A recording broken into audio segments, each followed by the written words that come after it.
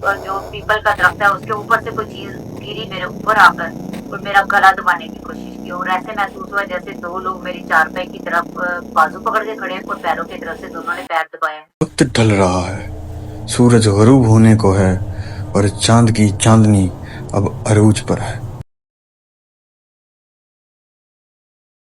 Hi, my name is Abdul Rashid and you are watching Trek Results.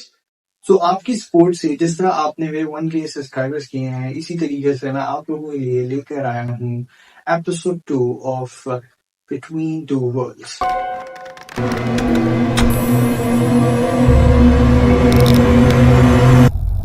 आज की episode number 2 of between two worlds के अंदर हम कुछ ऐसा डिस्कस करेंगे बहुत ही ज्यादा सस्पेंसफुल है।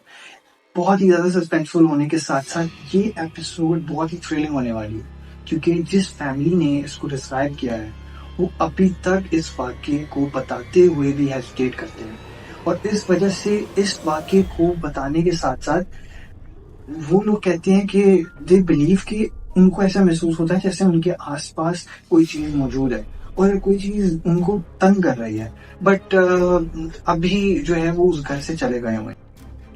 तो मैं एक फैमिली गैदरिंग में बैठा था एट नाइट पार्टी, जिसके अंदर इस वाक्य के ऊपर डिस्कशन हो रही थी, और मुझे लगा कि अगर मैं ये बात आप लोगों तक पहुंचाऊं तो आप भी इस थ्रिल और इस सस्पेंसफुल इवेंट का मजा ले सकते हैं, और इसके साथ साथ आप इस हॉरर वाक्य को सुन के बिल्कुल शॉक रह जाएंगे, और जैसे मैं शॉक हुआ इस बात को सुन के, और एग्जैक्टली मैं उस घर के बाहर गया, अंदर नहीं गया, और वहां से उस एक ट्री की फोटो भी ली थी, एक वीडियो छोटी सी बनाया था क्लिप जहाँ पे ये वाकया हुआ था, और उनकी एक फैमिली मेंबर जो है, एक रिलेटिव्स जो है उनके, उन्होंने इसको डिस्क्राइब किया है, और इस तरीके से उन्होंने इस वाक्य को डिस्क्राइब किया है जैसे ये वाकया उनके साथ पेश आया हो, और दैट्स वाई यहाँ पे इस वीडियो के अंदर कोई भी करेक्टर फिक्शनल नहीं है।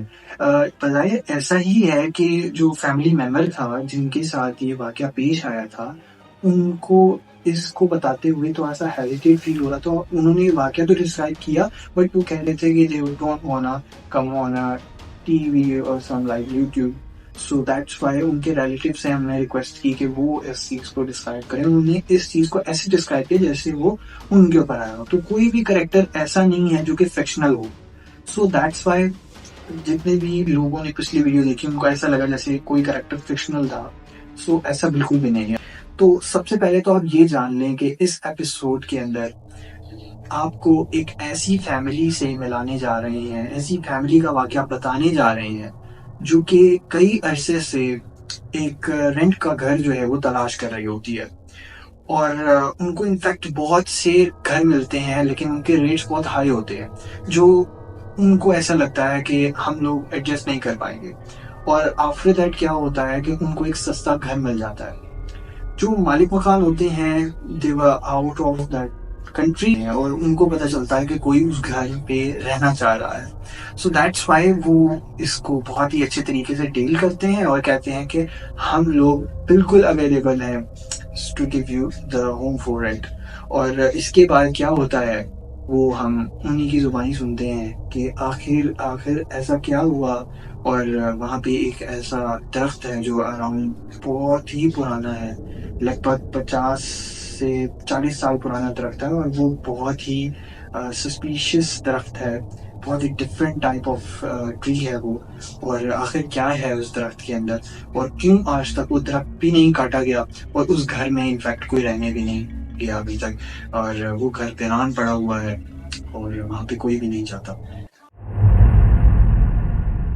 तकरीबन 8 साल पहले की बात है। हम एक छोटे से किराए के घर पर रहा करते थे, जिसके 2 कमरे थे और कुछ आधा सेहन था। सेहन के बीच में बहुत बड़ा पीपल का दरख्त हुआ करता था। मेरा छोटा बेटा तकरीबन 2.5 साल का था। हम रात के वक्त चारपाइयां बिछाकर उस दरख्त के नीचे सोया करते थे, क्योंकि रात को उसकी हवा बहुत अच्छी महसूस होती थी। और एक दफा इस तरह हुआ कि इसी तरह हम रात के वक्त चारपाइयां बिछाकर सो रहे थे। तकरीबन रात के 2:30 का टाइम था। मेरे बेटे ने पानी मांगा मुझसे। मैं उठी, किचन में गई, वहां से इसको पानी पिलाया, आके फिर मैं लेट गई। लेकिन अभी लेटे मुझे 5-10 मिनट हुए थे कि मुझे कुछ अजीब सी आवाजें सुनाई देना शुरू हुई। मुझे ऐसे महसूस हुआ जैसे मुझे कोई बुला रहा है, अपनी तरफ पुकार रहा है। पहले 1-2 दफा मैं उठी, इधर उधर देखा, लेकिन मुझे कुछ सुनाई नहीं दिया। खामोशी हो गई। मैं फिर आकर लेट गई। अभी मेरी आंख लगने ही वाली थी, फिर ऐसे ही लगा जैसे मुझे फिर किसी ने दोबारा बुलाया। मैंने इधर उधर देखा, मैंने कोशिश की कि अपने हस्बैंड को बताऊं, लेकिन मैंने कहा शायद मेरा वहम होगा। मैं उनकी नींद खराब नहीं करना चाहती थी। मैं फिर लेट गई।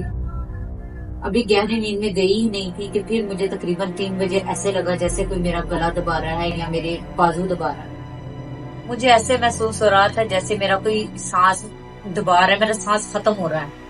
मैं आवाज निकालना चाह रही थी, लेकिन मेरी आवाज नहीं थी निकल रही। हाथ पाँव हिलाना चाह रही थी, लेकिन हाथ पाँव ऐसे थे जैसे किसी ने जकड़ लिए, मजबूती से पकड़े हो के हिलना पाऊं। मेरे साथ छोटा बेटा था, लेकिन वो तो गहरी नींद में सोया हुआ था, उसे कुछ इस चीज का नींद आई। मैं बहुत तकलीफ में थी उस टाइम, और बहुत कोशिश करने के बावजूद भी उठ नहीं पाई। इसी तरह तकरीबन 15-20 मिनट मैं इसी तकलीफ में रही। फिर अचानक से एकदम कोशिश करके मैंने कलमा पढ़ा, उठी और उठ के बैठ गई। और जो ही मैंने चीख मारी और सारे घर वाले परेशान हो गए। मेरे मियाँ साहब भी उठ के बैठ गए। उन्होंने घर की सारी लाइटें जला दी। उन्होंने समझा शायद घर में कोई चोर आ गया है। वो मेरे पास भागे आए। उन्होंने पूछा क्या हुआ है। पहले तो मैं बिल्कुल इस तरह थी जिस तरह पता नहीं कोई चीज मुझे मेरा गला दबाने की कोशिश कर रही थी। मेरा सांस नहीं था मेरा साथ दे रहा, और सांस बहाल होने में भी मुझे तकरीबन 10 मिनट लगे। बहुत मुश्किल हो रही थी मेरे लिए बात करना भी। उन्होंने मुझे पानी पिलाया और मुझसे पूछा कि क्या हुआ, तुम इतनी परेशान क्यों चीख मारी, क्या देखा तुमने। फिर मैंने उनको ऐसा ऐसा बताना शुरू किया कि थोड़ी देर पहले ऐसे महसूस हुआ जैसे मुझे किसी ने पुकारा है, मुझे आवाज दी है, अपने पास बुलाया, लेकिन मैं उठ नहीं पाई। मैंने आपको बुलाने की कोशिश की, लेकिन मेरी आवाज ने मेरा साथ नहीं दिया। मुझे ऐसा महसूस हुआ जैसे जो पीपल का दरख्त है उसके ऊपर से कोई चीज गिरी मेरे ऊपर आकर और मेरा गला दबाने की कोशिश की। और ऐसे महसूस हुआ जैसे 2 लोग मेरी चारपाई की तरफ बाजू पकड़ के खड़े और पैरों की तरफ से दोनों ने पैर दबाए। उन्होंने मुझे इस चीज का साथ दिलाया कि तुम अकेली नहीं हो, मैं तुम्हारे पास हूँ। अचानक मैंने अपने हाथों की तरफ देखा तो मेरे हाथों पर, बाजू की कलाइयों पर हल्के हल्के निशान थे किसी चीज के। अब पता नहीं वो किस चीज के निशान थे, यानी कि हाथ दोनों तरफ से सुरख हुए थे। मियाँ सब भी परेशान हो गए, मैं भी परेशान होगी। सारी रात इसी तरह हम तकलीफ में हमने काटी जाग कर। और जब सुबह हुई तो हमने ये सारा वाकया मालिक मकान को बताया। मालिक मकान ने पूछा कि भी ऐसा तो कुछ कभी ऐसी बात नहीं, तो आपके साथ ऐसा क्यों हुआ। मैंने उनको बताया कि ऐसा कभी हमारे साथ भी नहीं हुआ, और हम आपको पता है कि नए आए हैं यहाँ पर, हमारे से पहले भी कभी ऐसा कुछ हुआ जो यहाँ पर रह के गए वो लोग। उन्होंने कहा ऐसा कभी नहीं हुआ। मोहल्ले की औरतों को इस बात का इल्म हुआ, वो मेरे पास आई। उन्होंने हमें बताया कि भी इस घर में पहले भी एक फैमिली रहकर गई है। मोहल्ले की जो खवातीन थी वो अजीब अजीब बातें बता रही थी। मुझे कुछ की समझ आई, कुछ की नहीं। कोई कहे यहाँ पहले भी एक फैमिली रह के गई है, उनके साथ भी ऐसा हुआ है। कोई कहे नहीं नहीं ऐसा कुछ भी नहीं है, ये आप लोगों का वहम है जो आप लोग को हर वक्त डराता है। लेकिन मुझे, क्योंकि ये तकलीफ मेरे साथ गुजरी थी, इस तकलीफ का सिर्फ अंदाजा मुझे ही है। कहने और सुनने में बहुत फर्क होता है। जिसके साथ गुजरती ये ज्यादा उसको फील होता है। फिर मैंने कोशिश की अपने हस्बैंड को दोबारा इस बात की तरफ लाऊं कि कोशिश करें कि मालूम मकान से बात करें कि यहाँ तो इस तरफ को काट दिया जाए, वो ज्यादा बेहतर है। क्योंकि हम अब उसके नीचे नहीं सो पाते थे, क्योंकि खौफ बहुत ज्यादा घर में बढ़ गया था।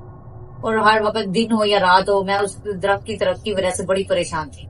उसे देख के मुझे खौफ आता था, क्योंकि मेरे मियाँ साहब के जो हालात थे काम कारोबार के, वो इतने ज्यादा नहीं थे कि हम फौरन घर चेंज कर सकें। फिर हमने दोबारा मालिक मकान से बात की। फिर उन्होंने बड़े हमारे जोर करने पर उन्होंने दरख्त काटने का मशवरा मान लिया। फिर अगले दिन, तकरीबन के 4 दिन बाद, अगले दिन उन्होंने फिर एक मजदूर को साथ लेकर आए और दरख्त काटने के लिए इसको ऊपर दरख्त पर भेजा।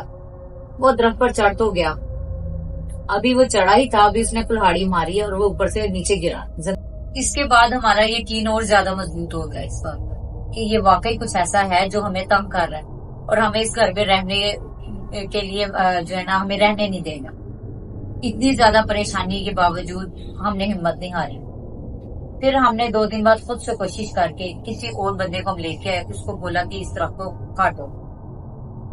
उस बंदे को थोड़ा सा बाहर से इस चीज का इल्म हुआ था कि शायद पहले भी किसी ने काटने की कोशिश की है, तो वो गिर गया और शायद उसको भी इस चीज का इल्म था, वो भी डर गया था, लेकिन उसने ना इनकार कर दिया। फिर कुछ ज्यादा पैसों की हमने उससे बात की तो फिर वो मान गया। वो दरख्त से गिरा, उसके हाथों पर भी चोट लगी और सर पर भी।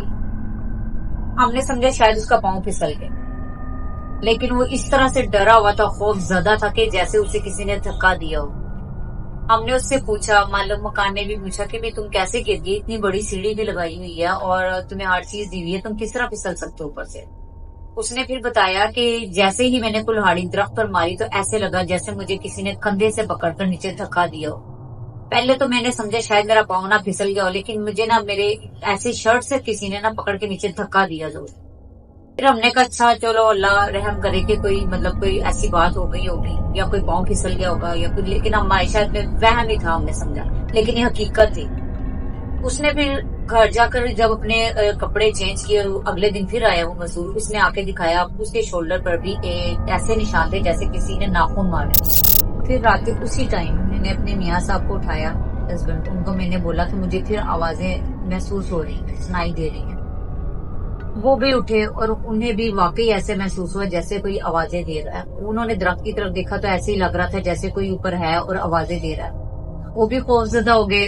उनको अब उनका जो है ना बिल्कुल यकीन शक यकीन में बदल गया। उनको फिर इस बात का वाकई इल्म हो गया कि वाकई कुछ है जो हमें परेशान कर रहा है। फिर उन्होंने रात तकरीबन हमारी सारी जाकर गुजरी। जब सुबह हुई तकरीबन 8-9 बजे मजदूर आया, उसको हमने उसको अंदर बुलाया और उसने आके दरख्त काटने की पूरी जो है ना कोशिश की, लेकिन उससे भी ये ना हो पाया। फैसला किया कि इस घर को छोड़ दिया जाए। हमने यही सोचा कि अब इस घर को खाली कर दिया जाए, हमारे लिए यही बेहतर है। हमने सारा सामान पैक किया और रात से पहले पहले यहाँ से निकलने की पूरी कोशिश की, लेकिन फिर भी तकरीबन रात के 8-9 बज गए। हमारा बेटा भी बहुत ज्यादा खौफजदा हो चुका था, इसलिए हम यहाँ रहना मुनासिब नहीं समझ रहे। गाड़ी वाला आया, सारा सामान वहां रखवाया, लेकिन फिर भी कुछ आवाजें इस तरह से आ रही थी कि वो हमें यहाँ से जाने से रोक रही हो। तो यार अब तक के लिए अपना ख्याल रखो और टेक केयर।